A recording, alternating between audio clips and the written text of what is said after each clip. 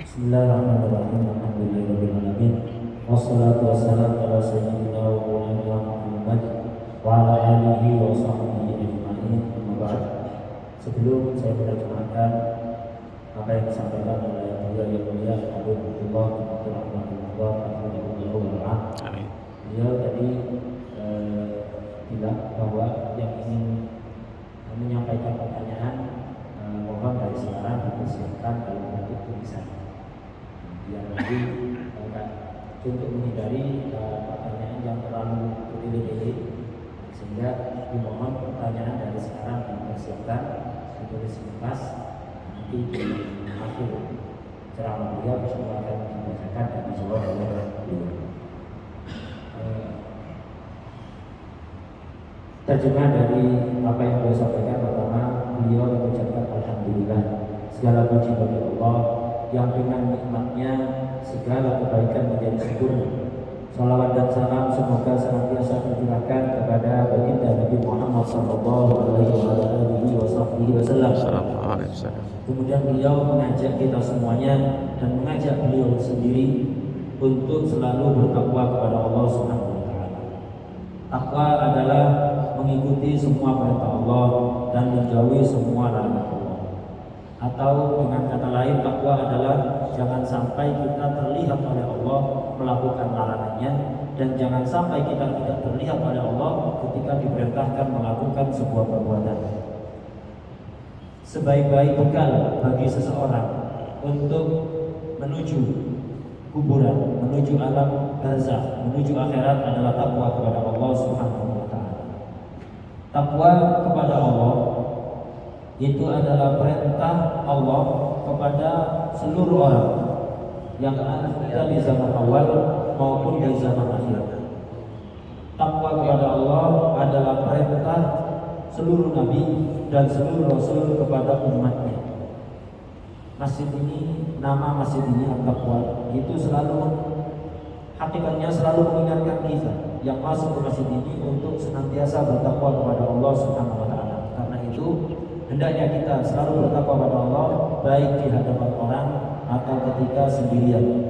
Karena orang yang beriman sejati itu selalu memperhatikan pengetahuan Allah, penglihatan Allah, pengawasan Allah. Sementara orang munafik itu hanya memperhatikan pandangan manusia, komentar manusia, dan tidak memperdulikan pandangan Allah Subhanahu wa taala. Dan jadilah orang yang mukmin yang selalu memperhatikan pandangan Allah, pengetahuan Allah, penglihatan Allah, maka Anda akan menjadi orang yang beruntung di dunia dan akhirat. Inilah pendidikan yang diajarkan oleh Rasulullah sallallahu alaihi wasallam. Allah Subhanahu wa taala, "Wa man yattaqillah yaj'al lahu min amrihi yusra." Kullu umurih tatayassar. Dunya wa din wa fi yawm al-qiyamah. Sahala وميسرة ما تشوف العسر أبدا، لا فوق الأرض ولا تحت الأرض ولا يوم العرض، لأن التقوى خير زاد. فإذا لزمت التقوى فعليك حينئذ أن تتوجه إلى الله بظاهرك بامتثال الأوامر واجتناب النواهي، تتوجه إلى الله بباطنك بأن ترضى بما جاء به القضاء، تقول الحمد لله، لأن لله سبحانه وتعالى لطف في جميع أمور، في جميع أفعاله، ظاهر في الميسرة، ولطف باطن ما يراه إلا البصيرة المنورة في العسر، لطف باطن. فالإنسان ما يعرف ما يصلحه. إذا فوضت أمرك إلى الله، فوضت أمرك إلى الكريم مطمئن بالله، وأحسن بالظن بالله. ما هو تقول توكلت على الله وأنت تسيء الظن بالله وأنه سيصيبك بلاء، سيصيبك فيروس، سيصيبك فقر. أنت تسيء الظن بالله، وسوء الظن بالله من أكبر معاصي القلوب، كما أن حسن الظن الظن بالله أنه ما بيديك إلا خير فوق الأرض تحت الأرض يوم العرض لن ترى في دنياك ولا في آخرتك إلا كل خير. تعتقد ذلك في مولاك، فإنه يقول سبحانه وتعالى في الحديث القدسي: أنا عند ظن عبدي بي فليظن بي ما شاء، فظن خيرا بالله يأتيك كل خير. كان بعض الأخيار كلما سئل وهو في العسر وفي اليسر كلما حسأله كيف الأحوال قال خير إن شاء الله، كلما سئل قال خير إن شاء الله، حتى وهو مهموم يقول خير إن شاء الله، وهو في مصيبة يقول خير إن شاء الله. فلما مات روي بعد مماته: ما فعل الله بك؟ فقال: لم يرني إلا كل خير. حسن الظن بالله، تكون حسن الظن بالله تفوز بخيري الدنيا والآخرة.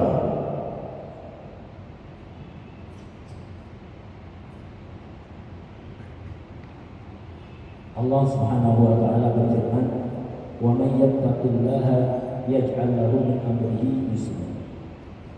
Barang siapa yang bertakwa kepada Allah Subhanahu wa taala, maka seluruh urusannya akan dimudahkan oleh Allah Subhanahu wa taala.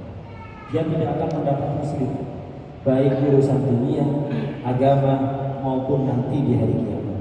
Semuanya dimudahkan, tidak melihat kecuali kebaikan, kecuali kemudahan, baik ketika masih hidup di atas muka bumi atau setelah meninggal dikuburkan di bawah bumi, di bawah tanah, dan nanti di hari pembalasan. Semua yang dia lihat hanyalah kebaikan dan kemudahan. Ini janji Allah kepada orang yang bertakwa. Takwa ini ada dua bentuk, takwa zahir dan takwa batin. Apa yang dimaksud takwa zahir adalah yang disampaikan oleh beliau di awal tadi. Kita selalu mengikuti perintah-perintah Allah dan menjauhi larangan-larangan Allah Subhanahu wa taala. Ada takwa batin, dan ini juga tidak kalah penting, bahkan lebih penting daripada takwa zahir, yaitu hati kita selalu rela, ridho dengan apapun yang ditakdirkan oleh Allah Subhanahu wa taala. Diberi kesenangan kita ridho, diberi kesusahan kita juga ridho, diberi nikmat, diberi musibah, hati kita selalu ridho kepada ketetapan Allah Subhanahu wa taala. Ini adalah takwa batin, karena pada hakikatnya sifat lutufnya Allah, kelembutan dari Allah itu ada pada kesenangan, juga ada pada kesulitan. Hanya saja kebanyakan orang hanya melihat kelembutan Allah, sifat lutufnya Allah ketika senang. Ketika susah dia tidak melihat kasih sayang Allah di situ. Lutufnya Allah di situ. Yang bisa melihat hanyalah orang-orang yang memiliki pandangan mata hati. Bagi kita yang belum memiliki pandangan mata hati, tidak mampu melihat kasih sayang dan kelembutan Allah di dalam musibah, maka kewajiban kita adalah selalu husnul, berbaik sangka kepada Allah, karena Allah mengetahui segalanya. Sementara kita tidak mengetahui apa yang maslahat, yang lebih baik untuk kita tidak tahu. Allah tahu. Kadang seseorang itu lebih baik bagi dia adalah kesenangan. Kadang ada orang lain yang lebih baik bagi dia di dunia maupun di akhirat adalah justru musibah. Karena itu selalulah berbaik sangka kepada Allah Subhanahu wa taala. Husnudzan atau berbaik sangka kepada Allah ini adalah ketaatan yang paling besar, dan itu akan mengantarkan kita kepada seluruh kebaikan, baik ketika di bumi atau setelah dikuburkan di bawah tanah atau nanti di hari pembalasan. Sebaliknya suudzon, berburuk sangka kepada Allah, ini adalah maksiat yang paling besar, bukan maksiat zahir tapi maksiatnya hati yang dosanya sangat besar.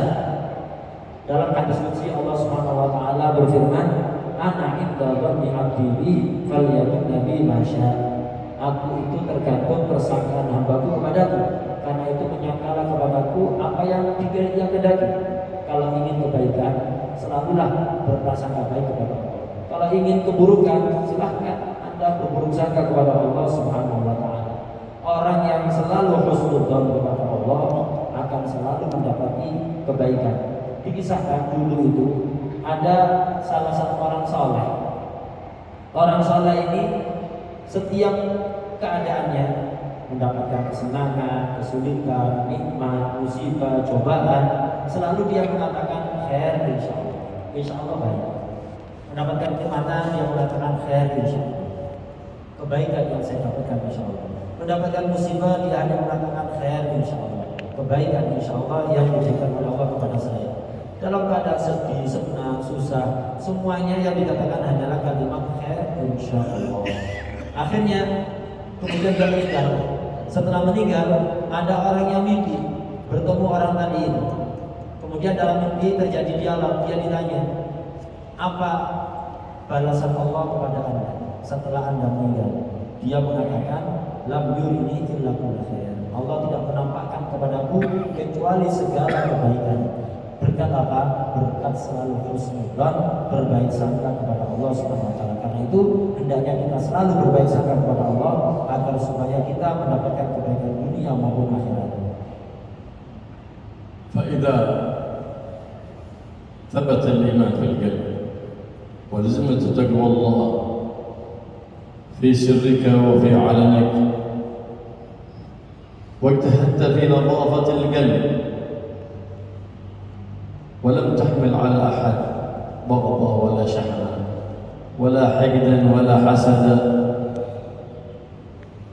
وأمرت الخير لكل الناس فحينئذ تكن أعبد الناس إذا صفي قلبك عن جميع الناس وصفى قلبك عن خلق يبغضه الله وتحلى بخلق يحبه الله ورسوله صلى الله عليه وآله وسلم حينئذ تكون عبد الناس فقد ورد عن سيد الناس محمد صلى الله عليه وآله وسلم إن من أعطاه الله سبحانه وتعالى نصيبه من التقوى وحسن الخلق فقد حاز خير الدنيا والآخرة أعطيت خير الدنيا والآخرة فما هناك أحسن من التقوى في صلاحك وما هناك عمل أجر عند حسن الخلق فبحسن الخلق يترقى العبد مراقي عاليات صاحب حسن الخلق أعماله القليلة كثير عظيمة الوزن في الميزان صاحب حسن الخلق اتصف بأحسن شيء يحبه الله فكيف تحسن خلقك مع الناس وقد قال سيد الناس اتق الله حيثما كنت في سفرك في حضرك في خلوتك وعند الناس اتق الله حيثما كنت فلا تقول هناك تقوى في هذه البلد وهناك ليس فيها تقوى لا كما يفعل البعض إذا سافر وضع التقوى في المطار وسافر بلا تقوى هذا شغل النفاق أما المؤمن الذي ثبت الإيمان في قلبه فإنه يتقي الله سبحانه وتعالى في بلده وفي سفره وفي حضره وفي علنه وفي سره هكذا المؤمن حاله دائما مراقب لله سبحانه وتعالى كما قد عزم بعضهم كان يراود امرأة وأراد أن يفعل بها الحرام وهي تربي أيتام فاحتاجت للمال فذهبت إليه القرضة فقال لها خذي المال بلا مقابل إذا مكنت فأبت حتى اشتد عليها فتمكن منها بعد ذلك لما خلا بها بكت قال ما ترى قال ما يرانا أحد ما في إلا الكواكب فقالت له وأين مكوكبها فارتعد الرجل وانتفض وخاف الله وتركها لله وقال المال الذي أعطيتك إياه هبة لك مني وتركها فأبدل الله سبحانه خوف ذلك أبدلها الله في قلبه يقينا فصار عبدا متقي لله بسبب خوف الله. إذا خفت الله تركت الشهوة لله أبدلك الله إيمان ويقين في قلبك عند ترك تلك الشهوة. ترك شهوة واحدة لله خوفا من الله أفضل من صلاة 1000 ركعة. ترك شهوة واحدة لله خوفا من الله سبحانه وتعالى. فكل عين يوم القيامة باكية إلا عين غضت عن محارم الله، عين سهرت في سبيل الله، عين بكت من خشية الله سبحانه وتعالى.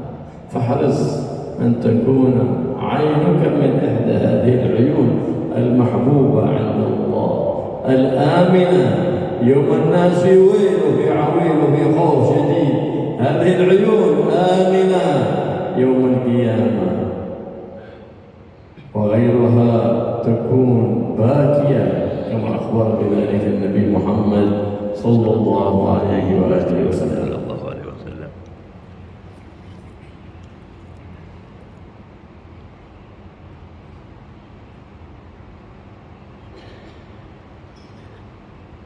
Ukuran seseorang itu dinilai paling banyak ibadah.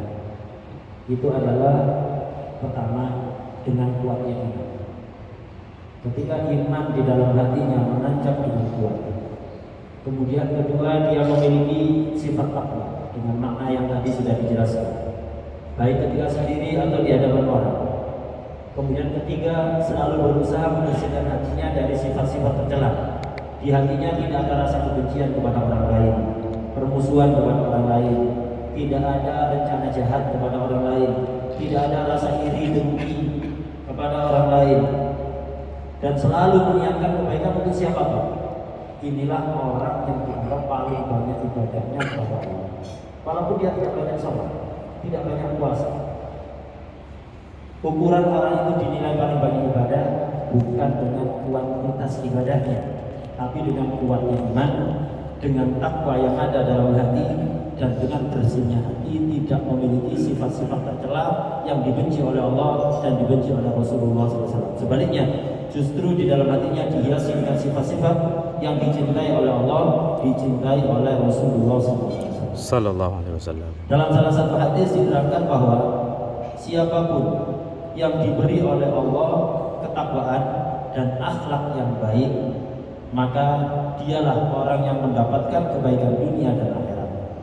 Tidak ada yang bisa, yang lebih baik bagi agama seseorang mengalahkan ketakwaan, dan tidak ada yang lebih besar pahalanya di sisi Allah mengalahkan baiknya budi pekerti, baiknya akhlak. Jadi ibadah yang paling besar pahalanya itu bukan sholat, bukan puasa, melainkan akhlak yang mulia. Dengan akhlak yang mulia, seseorang akan ditinggikan kedudukannya di sisi Allah. Ibadahnya walaupun sedikit, pahalanya berlipat-lipat. Bisa jadi orang sholat ribuan rakaat, tapi akhlaknya tidak baik, pahalanya sedikit atau malah tidak ada. Sebaliknya, orang yang akhlaknya baik, sholat hanya beberapa rakaat, pahalanya bisa berjuta-juta rakaat. Dengan ibadah yang sedikit tapi disertai akhlak yang mulia, maka timbangan amalnya nanti di hari kiamat akan menjadi berat sekali. Bagaimana caranya kita dikatakan memiliki akhlak yang mulia? Adalah dengan selalu bertakwa kepada Allah Subhanahu wa taala dimanapun kita berada. Ittaqillaha haitsuma kunta. Bertakwalah kepada Allah dimanapun kau berada, baik ketika di lingkungannya dia sendiri atau ketika pergi jauh, bukan di lingkungannya, ketika di hadapan orang atau ketika sendirian. Takwa itu tidak pilih-pilih. Sebagian orang kalau di lingkungannya sendiri menampakkan ketakwaan, tapi kalau pergi jauh takwanya ditinggal ada di bandara, keluar bandara sudah tanpa takwa. Tidak, takwa itu tidak demikian. Itu justru kemunafikan.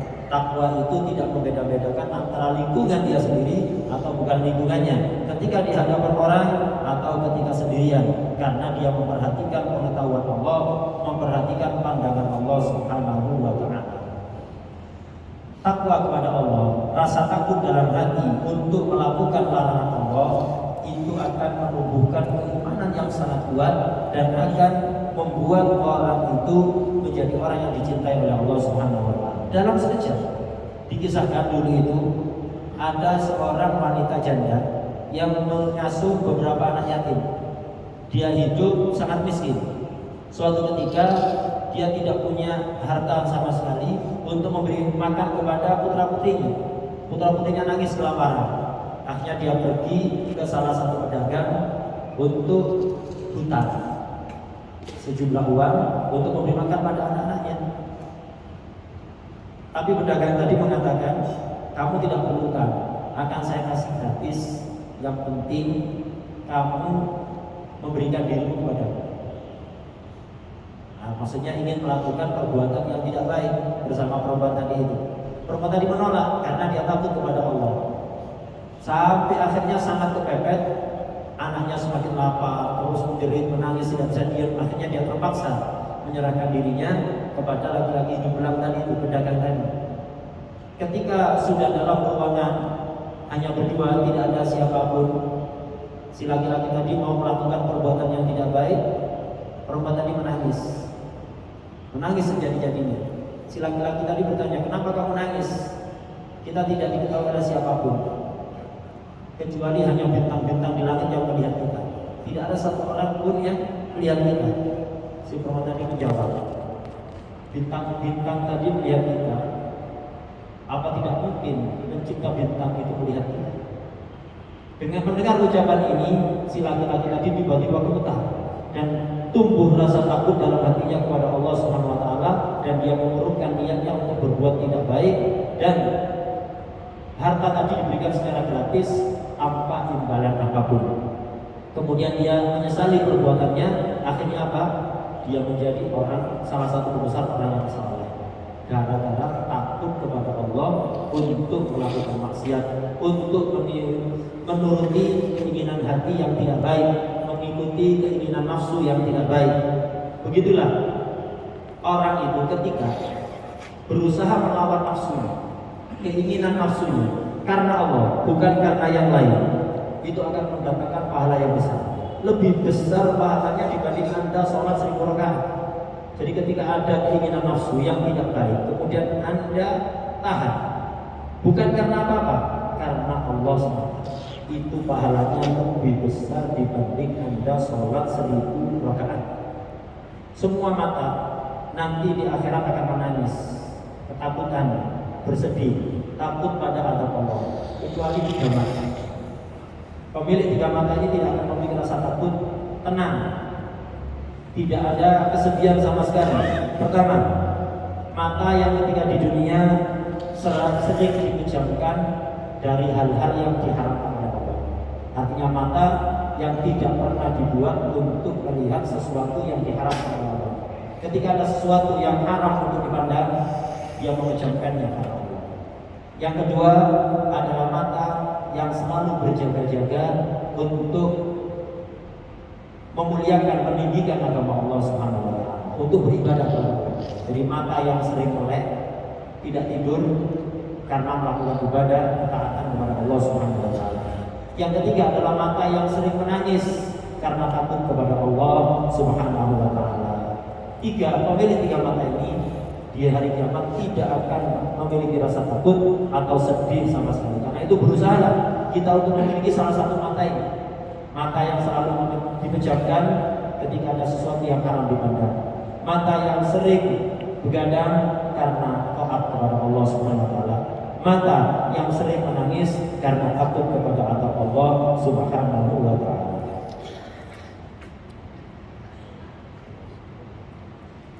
Mungkin pertanyaan yang kalau sudah ada pertanyaan ditulis